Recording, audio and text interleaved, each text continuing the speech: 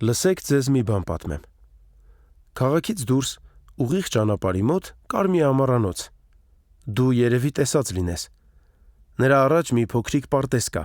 իր ծաղկանոցով, իսկ շուրջը փայտե ներկած ցանկապատ։ Ամառանոցից ոչ հեռու ուղիղ արվի ափին, թավշանման կանաչ խոտի մեջ բուսել էր մի երիցուկ։ Արևի ճառագայթները նրան ջերմացնում ու գուրգուրում էին պարտեզի փարթամ ծաղիկներին հավասար։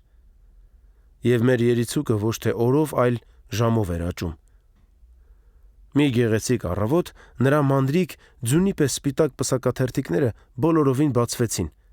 և ճառագայթների պես շրջապատեցին կենտրոնի դեղին արևը։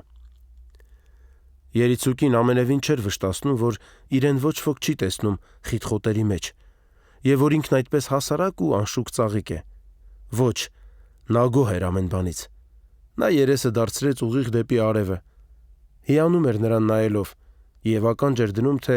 ինչպես բարձր-բարձր երկնքում երգում է արտույտը։